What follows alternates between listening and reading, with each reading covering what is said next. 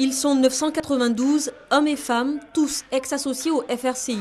Dans ce site de Wokokro à Mbayakro se termine leur stage de resocialisation encadré notamment par des sociologues, la Croix-Bleue et des agents de la Gendarmerie nationale. Aujourd'hui, ils sortent de ce camp après avoir été instruits durant un mois dans divers modules, notamment le civisme, les droits de l'homme ou la comptabilité simplifiée.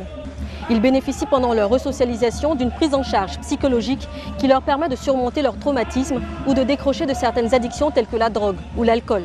À leur sortie, on leur remettra un pécule de 40 000 francs, un bon de permis de conduire, un carnet de compte bancaire ou un bon de formation AGFOP pour ceux qui en ont besoin. Bonheur, c'est le nom de l'opération qui permet à ces ex-associés FRCI de passer d'ex-combattants à citoyens. Partie intégrante du processus DDR, l'opération Bonheur implique la DDR, l'état-major des forces armées et les partenaires non gouvernementaux ou onusiens. Aujourd'hui, je suis venue à la Resso. J'ai été transformée. On m'a accordé la chance d'avoir un métier et aussi d'intégrer à la vie sociale.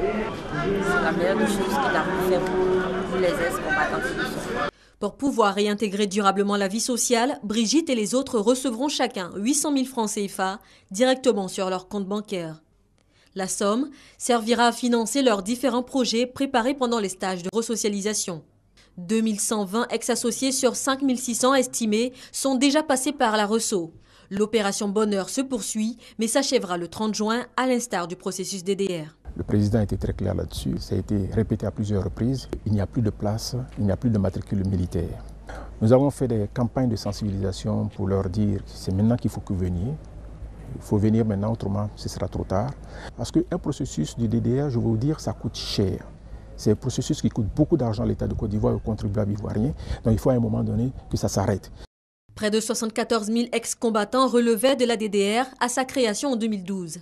10 000 ont été retirés de l'effectif parce que décédés, auto-réintégrés ou installés à l'étranger. Au 20 mai 2015, plus de 55 000 sur les 64 000 ex-combattants véritablement concernés sont réintégrés ou en cours de réinsertion. Les 9 000 restants sont la cible de futures opérations de ratissage prévues se dérouler tout le mois de juin.